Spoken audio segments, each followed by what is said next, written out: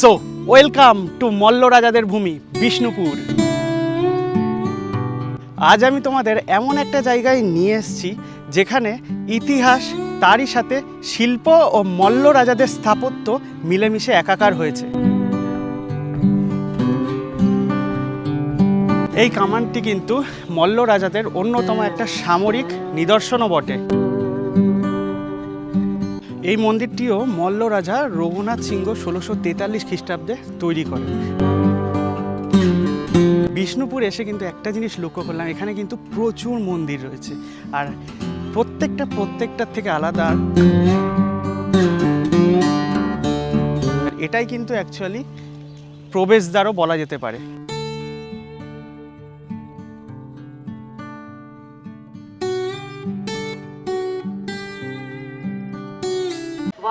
So good morning বন্ধুরা, আরও একটা নতুন সকাল, আরও একটা নতুন ভিডিওতে তোমাদের সকলকে স্বাগত জানাই।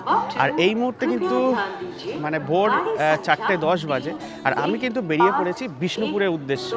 হ্যাঁ, এখান থেকে ট্রেন ধরবো, তারপরে যাব নৈহাটি থেকে হাওড়া, আর তারপরে কিভাবে বিষ্ণুপুর যাচ্ছি সেটাও কিন্তু তোমাদের সাথে শেয়ার করব। তো দেখতে থাকবো। আর অলরেডি কিন্তু ঠান্ডা পড়ে গেছে। 2 ডাউন শান্তিপুর শিয়ালদা লোকাল 2 নম্বর প্ল্যাটফর্মে আসছে।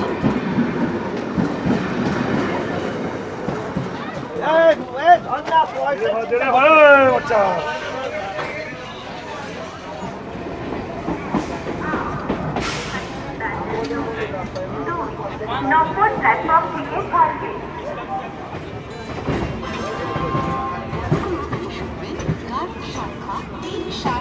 তো পৌঁছে গেলাম কিন্তু হাওড়া স্টেশনে। আর এবার কিন্তু যাব সাঁতরাগাছিতে, কারণ সাঁতরাগাছির থেকে ট্রেন রয়েছে। তো হাওড়া থেকে এখন ধরলাম আমতা লোকাল, দেখা যাক সাঁতরাগাছি কখন পৌঁছায়।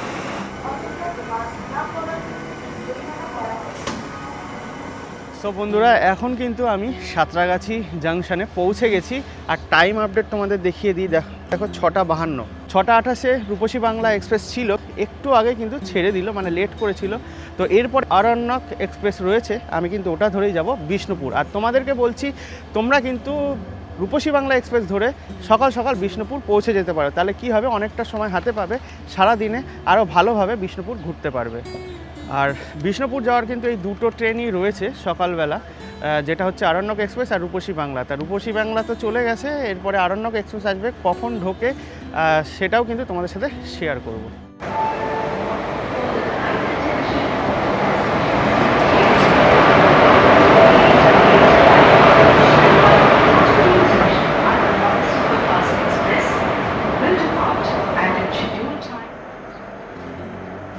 Train number 1288-5 Aranyak superfast express কিন্তু আমাদের প্ল্যাটফর্মে দিয়ে দিয়েছে। আর একটা কথা বলে দিই, রূপসী বাংলা এক্সপ্রেস কিন্তু ডেলি পেয়ে যাবে, আর আরণ্যক এক্সপ্রেস শুধু রবিবার বাদে ডেলি চলবে। আর আরণ্যক এক্সপ্রেস অ্যাকচুয়ালি শালিমার থেকে ছাড়ে, কিন্তু এই কিছুদিন কিন্তু সাঁতরাগাছি জাংশন থেকেই ছাড়ছে। দেখো ট্রেন কিন্তু একদম রাইট টাইমে ছেড়ে দিল, ঠিক 8টা। আজকে তো আমি ট্রেন ব্লগ করছি না যে সম্পূর্ণ যাত্রাপথ তোমাদের সাথে দেখাবো, তবে মেন স্টেশনগুলো কিন্তু তোমাদের সাথে শেয়ার করব।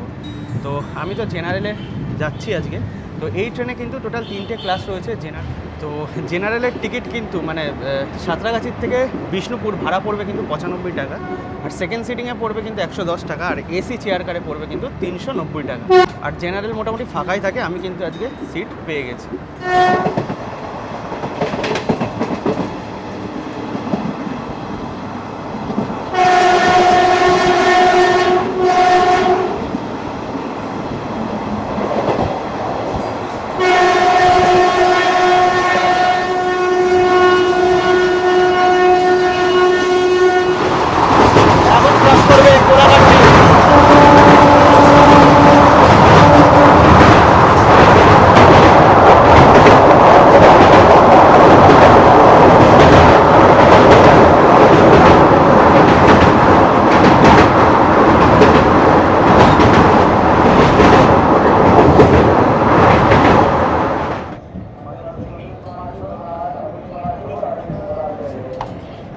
দেখো ট্রেন কিন্তু এখন খড়গপুরে ঢুকলো, আর খড়গপুরের টাইম ছিল 9:25-এ ঢোকার কথা, 9:30-এ ছাড়ার কথা, সেই অনুযায়ী কিন্তু ঢুকেছে। আর এরপরে কিন্তু ডাইরেক্ট তোমাদের সাথে কথা হবে বিষ্ণুপুরে।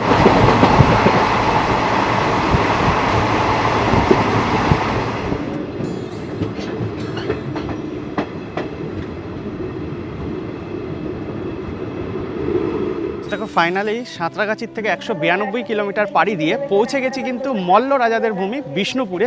আর ট্রেন কিন্তু টাইমেই ছিল, মানে 11টায় টাইম ছিল আর 11টায় কিন্তু ঢুকে গেছে। আর সকালে বেরিয়ে প্রচণ্ড খিদে পেয়ে গেছে, চলো প্ল্যাটফর্মের বাইরে যাই, তারপরে দেখা যাক কিছু পাই কিনা। খাওয়া দাওয়া করে তারপরে তোমাদেরকে সব কিছু শেয়ার করব। তো দেখো ওভারব্রিজ দিয়ে উঠে কিন্তু বাইরে বেরোতে হবে।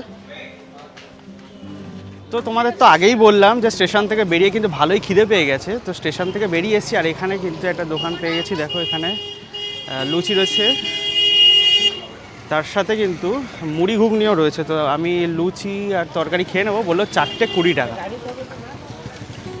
দাদা 1 প্লেট দেবেন তো। দেখো ব্রেকফাস্ট তো করে নিলাম লুচি আর তরকারি দিয়ে, 20 টাকা প্লেট নিল। আর তোমাদের একটা কথা বলে দিই, এই যে দেখো বিষ্ণুপুর স্টেশন, এই সামনে কিন্তু পার্কিং রয়েছে, এখান থেকে গাড়ি বুক করতে পারো। এছাড়াও টোটো অটো কিন্তু এই রাস্তা দিয়ে সেই সোজা চলে গেলে টোটো অটো পেয়ে যাবে। তো চলো আমি ওই দিকেই যাব। তো দেখো স্টেশনের কাছ থেকে কিন্তু অটোতে উঠে পড়েছি আর আমি কিন্তু ফার্স্টে যাব রাসমঞ্চ। আর যদি শেয়ারে যাও তাহলে কিন্তু 20 টাকা ভাড়া। তো দেখো অটো করে কিন্তু পৌঁছে গেছি রাসমঞ্চে। দেখো তোমাদেরকে একটা কথা বলে দিই, তোমাদের কাছে কিন্তু সমস্ত কিছু অপশান রয়েছে। তোমরা যদি চাও শেয়ারে এসে রাসমঞ্চ ঘুরবে, তারপরে আশেপাশে যত মন্দির রয়েছে, যত স্থাপত্য রয়েছে, কিছুটা পায়ে হেঁটে কিছুটা শেয়ারে ঘুরবে, সেটাও সম্ভব। এছাড়াও তোমরা যদি চাও তো টোটো অটো পার ঘন্টায় রিজার্ভ করতে পারো। এছাড়াও সম্পূর্ণ যে যে স্পট তোমরা ঘুরবে সেই স্পটগুলো তোমরা বলে একটা চুক্তিবদ্ধ হয়ে টোটো বা অটো বুক করে নিতে পারো। তো আমার পেছনেই দেখতে পাচ্ছ রয়েছে রাসমঞ্চ, দূর থেকে অপূর্ব সুন্দর লাগছে। চলো আস্তে আস্তে এগিয়ে যাই। এই রাসমঞ্চে প্রবেশ মূল্য মাত্র 20 টাকা যদি অনলাইনে কাটো, আর অফলাইনে কাটলে 25 টাকা। আর হ্যাঁ, এই টিকিটটা সাথে করে রেখে দেবে, কারণ অন্যান্য স্পটেও এই টিকিটটা কাজে লাগবে। তো এখন কিন্তু রয়েছি রাসমঞ্চে। মল্ল রাজারা 1600 খ্রিস্টাব্দে কিন্তু এই রাসমঞ্চটা তৈরি করে। 1932 সাল অবধি কিন্তু এখানে রাস উৎসব পালন করা হতো।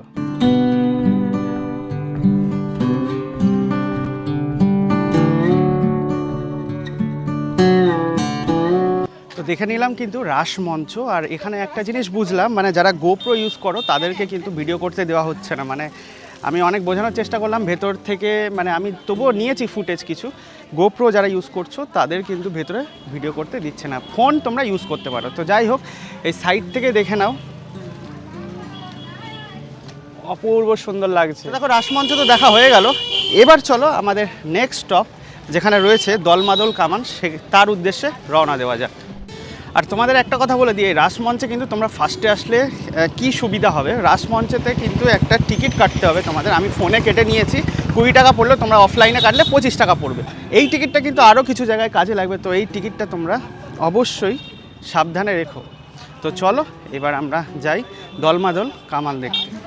তো দেখো রাসমঞ্চ দেখে কিন্তু এখন পৌঁছে গেছি দলমাদল কামানের কাছে।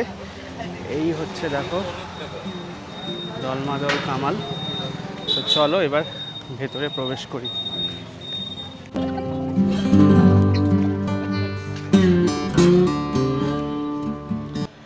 এই কামানটি কিন্তু মল্ল রাজাদের অন্যতম একটা সামরিক নিদর্শনও বটে। এছাড়াও এই কামানটি কিন্তু মল্ল রাজাদের বীরত্ব ও পরাক্রমশীলতার প্রতীক।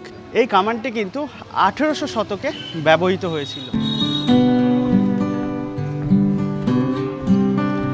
তো দেখো দলমাদল কামান তো দেখা হয়ে গেল, আর চলো এবার নেক্সট স্পটের দিকে যাওয়া যায়। দেখো রাস্তা দিয়ে যেতে যেতে কিন্তু প্রচুর এরকম পোড়ামাটি টেরাকোটার শিল্প আমরা দেখতে পাবো। অপূর্ব সুন্দর লাগছে, সব কিন্তু পোড়ামাটির। তো দেখো দলমাদল কামান দেখেই কিন্তু তার পাশেই পড়বে ছিন্নমস্তা কালী মায়ের মন্দির। তোমাদের হাতে সময় থাকলে কিন্তু এটাও দেখে নিও, মায়ের দর্শন করে নিও, খুব জাগ্রত কিন্তু এই মন্দির। দেখো জোর মন্দিরে যাচ্ছিলাম, তার আগেই কিন্তু আরও একটা সুন্দর মন্দির দেখতে পেলাম। এই মন্দিরটার নাম কিন্তু নন্দলাল মন্দির। মানে কি বলবো, এই বিষ্ণুপুর শহরে না প্রচুর স্থাপত্য ভাস্কর্য রয়েছে, খুব সুন্দর সুন্দর মন্দিরও রয়েছে। তোমরা চাইলে কিন্তু মানে ভালোভাবে ঘুরতে পারো যদি হাতে সময় থাকে। তো সেরকমই দেখো নন্দলাল মন্দিরটা কি সুন্দর। এটাও কিন্তু আর্কিওলজিক্যাল সার্ভে অফ ইন্ডিয়ার আন্ডারে।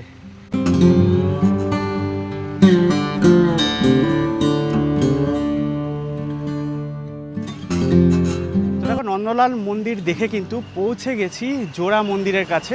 আর এখানেই কিন্তু যে মাঠটা রয়েছে সেখানে পোড়ামাটির হাট বসে। দেখো এখানে সাইনবোর্ড দেওয়া রয়েছে পোড়ামাটির হাট। আর এই হাটটা কিন্তু শনি আর রবিবার বসে। আজকে যেহেতু শনিবার এখানে কিন্তু অলরেডি হাট বসছে। দেখো এই দাদা কিন্তু সাজিয়েছে। হাট কি শনি আর রবিবার বসে? শনি আর রবিবার বসে হাট? হ্যাঁ, আচ্ছা। কটা নাগাদ? এই মোটামুটি 12টার দিক, মানে ফুল দমে শুরু হয়ে যায়। তো দেখো আমি তো একটু আগেই চলে এসেছি, 12:40 বাজে। দেখো এই দাদারা হ্যাঁ আস্তে আস্তে হাটের সমস্ত দোকান বসাচ্ছে। দাদা এগুলো সব পোড়ামাটির না? হ্যাঁ, সব পোড়ামাটি। কি সুন্দর দেখো শিল্পকলা।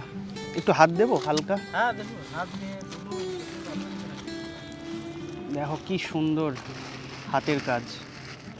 দাদা এগুলো প্রাইস কীরকম স্টার্ট হচ্ছে? সেইটা 140 না? আমার এটা দেখছেন 170। মোটামুটি মানে বাজেটের মধ্যে 100 থেকে 200-র মধ্যে বেশিরভাগ জিনিস। আচ্ছা এই ঘোড়াগুলোকে কি বলে এখানে? এটা টেরাকোটা ঘোড়া, বাঁকুড়ার ঘোড়া। আচ্ছা আচ্ছা, বাঁকুড়া ঘোড়া 50 টাকা জোড়া, 80 টাকা জোড়া। আচ্ছা আচ্ছা। আমি তো আগে মানে জোড়া মন্দির তোমাদেরকে শেয়ার করি, তারপরে আসছি দাদাদের কাছে। মানে সবে দাদারা আর কি পসরা বসাচ্ছে। মানে আমার তো এইটুকু দেখেই মনোমুগ্ধ হয়ে গেলাম। অল্প দামের মধ্যে বাজেট ফ্রেন্ডলি, তোমরা চাইলেই কিন্তু ঘর সাজানোর জন্য নিয়ে যেতে পারো। খুব সুন্দর শিল্পকলা। আর দেখো এই হাটটা পেরিয়েই কিন্তু এই সামনে রয়েছে জোর মন্দির। তো দেখো যেরকম শান্তিনিকেতনে সোনাঝুরি হাট বসে, সেরকমই কিন্তু এই বাঁকুড়ায় মানে এই বিষ্ণুপুরে জোর মন্দির যে মাঠ রয়েছে, সেই জোর মন্দির মাঠে কিন্তু এই হাটটা বসে। আর বিশেষ করে শনি আর রবিবার এই যে হাট সেটা বসে। তো দেখো সামনে কিন্তু রয়েছে জোর মন্দির। দেখো আমার পেছনে কিন্তু রয়েছে জোর মন্দির। এই জোর মন্দিরেও কিন্তু ভেতরে মানে গোপ্রো নিয়ে বা ডিজাই অ্যাকশন ক্যামেরা নিয়ে ভিডিও করতে দিল না। তো যাই হোক বিভিন্ন জায়গায় কিন্তু মানা করছে, তোমরা কিন্তু ফোনে ভিডিওগ্রাফি বা ফটোগ্রাফি করতে পারবে। এখন যে এই জোর মন্দিরের মাঠে রয়েছি, এই মাঠেই তো বললাম তোমাদের যে হাট বসে। আর এই মাঠটা কিন্তু অনেকটাই সোনাঝুরি হাটের মতোই লাগছে, মানে সোনাঝুরি হাট যেখানে বসে সেই রকম। দেখো লাল রঙের মাটি, তার সাথে গাছ রয়েছে, আর ওইদিকে কিন্তু হাট বসেছে। তো দেখো বিষ্ণুপুরে পোড়ামাটির হাট দেখে কিন্তু আবার আমি বেরিয়ে পড়লাম নেক্সট গন্তব্যের উদ্দেশ্যে। তো চলো। তো দেখো এই মুহূর্তে কিন্তু আমরা চলে এসেছি আমাদের নেক্সট স্টপ মানে মিউজিয়ামে। তো চলো মিউজিয়ামের ভেতরে প্রবেশ করি। তো দেখো মিউজিয়ামের সামনেই দাঁড়িয়ে রয়েছি। আর মিউজিয়ামের ভেতরে কিন্তু ফটোগ্রাফি বা ভিডিওগ্রাফি অ্যালাউ নয়। আর এই ভেতরে কিন্তু ভাস্কর্য, পোড়ামাটির শিল্প, বালুচুরি শাড়ির মতো নিদর্শন তোমরা দেখতে পাবে। আর টিকিট মূল্য কিন্তু 10 টাকা। আর বিকেল 5টায় কিন্তু বন্ধ হয়ে যায়। তো চলো এবার আবার নেক্সট স্টপের দিকে যাওয়া যাক। দেখো এখন কিন্তু চলে এসেছি গুম ঘরের কাছে। দেখো আমার পাশেই কিন্তু রয়েছে গুম ঘর। মানে গুম মানে শব্দটা শুনে বুঝতেই পারছো, গুম ঘর যেখানে সব কিছু গুম করে দেওয়া হয়। হ্যাঁ, এখানে কিন্তু মল্ল রাজাদের আমলে সমস্ত মূল্যবান জিনিসপত্র লুকিয়ে রাখা হতো। আজ এই গুমঘর রক্ষণাবেক্ষণের অভাবে দেখো চারিদিকে গাছপালা আবর্জনায় ভর্তি হয়ে গেছে। দেখো আমি কিন্তু এই মোড়টাতে দাঁড়িয়ে রয়েছি, আমার ঠিক পাশেই রয়েছে এইদিকে গুমঘর। আর আমার ডান দিকে চলে গেছে কিন্তু শ্যামরাই টেম্পল, পঞ্চরত্ন শ্যামরাই টেম্পল। দেখো ঠিক এই রাস্তা দিয়ে চলো তোমাদেরকে দর্শন করাই।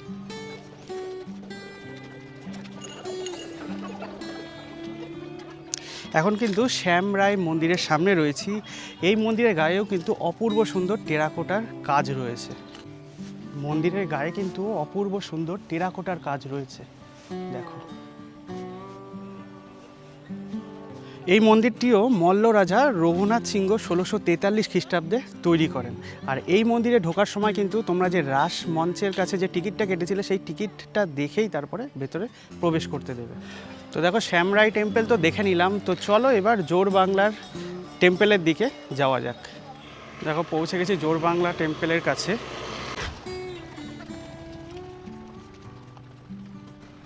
দেখো এখন কিন্তু পৌঁছে গেছি জোর বাংলা যে টেম্পেল রয়েছে সেই জোর বাংলা টেম্পেলের কাছে। আর এটা জোর বাংলা বলার একটা বিশেষত্ব রয়েছে কিন্তু, দেখো এখানে দো চাল রয়েছে, মানে দুটো জোড়া যে চালা তার আদলে কিন্তু এই মন্দিরটা নির্মিত হয়েছে।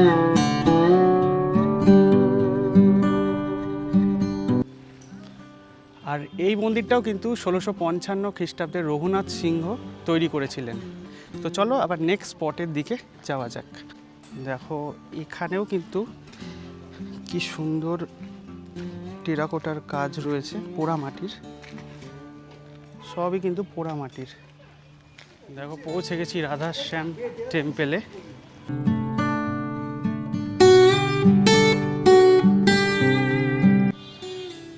মল্ল রাজা চৈতন্য সিংহদেব 1558 খ্রিস্টাব্দে এই মন্দিরটি প্রতিষ্ঠা করেছিলেন। ভেতরে রাধা ও শ্যামের বিগ্রহ তো রয়েছে, তার সাথে চৈতন্য ও নিত্যানন্দ দেবের কিন্তু মূর্তি রয়েছে ভেতরে। দেখো এখানে কিন্তু রয়েছে মহারাজা বীর হাম্বির উদ্যান।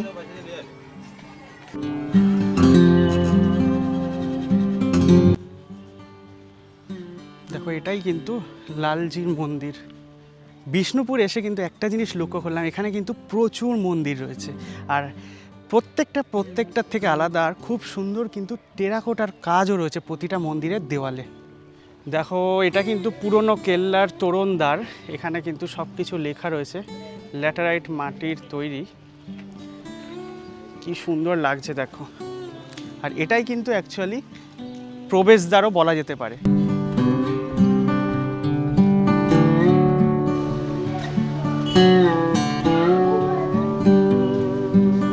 দেখো আমি কিন্তু এখন ধ্বংস হওয়া রাজবাড়ির ওপর দিয়ে হাঁটছি, আর তোমাদের একটা জিনিস দেখাই। দেখো চারিদিকে কিন্তু জল রয়েছে, তার মানে বুঝতেই পারছো এই যে চারিদিকে গোল করে খাল কাটা হয়েছে, এই খালে কিন্তু সে সময় কুমির ছাড়া থাকতো এই জায়গাটাকে প্রোটেক্ট করার জন্য। দেখো এটাই কিন্তু দুর্গের আরও একটা ক্ষুদ্র তোরণ। দেখো এখানে লেখাই রয়েছে। দেখো এখন কিন্তু চলে এসেছি স্টোন চ্যারিয়টের কাছে, মানে একদম পাথরের তৈরি রথ। কি অপূর্ব সুন্দর দেখো শিল্পকলা। আর একটা জিনিস দেখায়, দেখো এত সূক্ষ্ম কাজ, এই ভেতরে কিন্তু চাকাও বানানো হয়েছে পুরো পাথর কেটে কেটে। তো দেখো টোটো করে এখন কিন্তু যাব বাস স্ট্যান্ডে, আর ওখান থেকে বাসে করে যাব তারকেশ্বর, আর ওখান থেকে ট্রেন ধরে যাব হাওড়া। কারণ সাউথ ইস্টার্নের অবস্থা তো জানোই, আরণ্যক এক্সপ্রেস দেখছি লেটে চলছে, তো সেই কারণে কিন্তু এখন বাসে করে যাব তারকেশ্বর। তো তোমরা যদি চাও এইভাবেও কিন্তু আসতে পারো, মানে যদি সাউথ ইস্টার্নের ট্রেন লেট থাকে, ডাইরেক্ট ট্রেনে না আসে এইভাবে বাসেও আসতে পারো। তো এখন চলো বাস স্ট্যান্ডে যাওয়া যাক।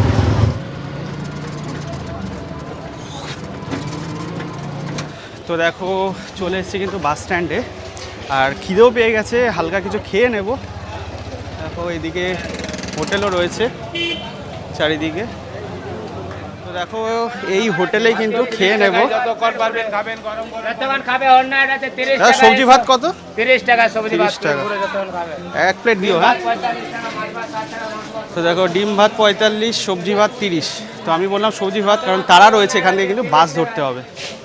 তো নিয়ে নিয়েছি সবজি ভাত। এখানে কিন্তু রয়েছে দেখো ভাত, তার সাথে ডাল, আলু চোখা রয়েছে, আর 2 রকম তরকারি রয়েছে। এই প্লেটটার দাম কিন্তু 30 টাকা। আর যদি ডিম নাও তাহলে কিন্তু 45 টাকা পড়বে, আর যত পারো তত খেতে পারো।